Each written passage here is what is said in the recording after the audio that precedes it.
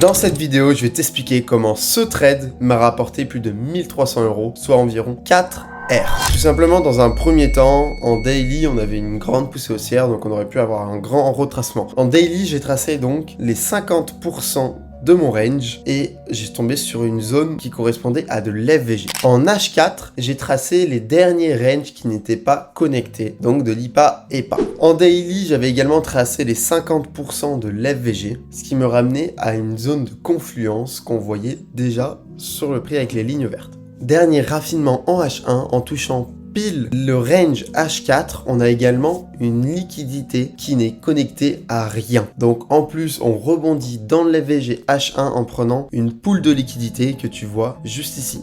Maintenant, en complément de ça, on peut observer également dans les volumes que le prix commençait à baisser et également dans les bougies que le prix commençait à s'essouffler avant une dernière impulsion en cherchant la liquidité. Arrivé en M15, qu'est-ce qu'on fait? Le matin, on prend le high de la session asiatique, on ouvre à la session de Londres, on prend la liquidité, on close bearish et qu'est-ce que je fais? J'attends la close bearish pour me placer en position et mettre mon SL juste au-dessus du dernier plus haut. Maintenant, en target, on connaît les ranges qui ne sont pas connectés. Donc, qu'est-ce qu'on va faire? On va chercher la dernière liquidité avant le range H4. Et en H1, ça correspondait à celle-ci. Qu'est-ce que le prix vient faire? Il vient chercher cette liquidité et directement TP. Voici comment j'ai pu prendre environ 4 R sur ce trade et comment les membres du groupe ont pu en profiter. Si tu veux en savoir plus et avoir les mêmes trades que les membres du groupe, clique sur le lien en bio.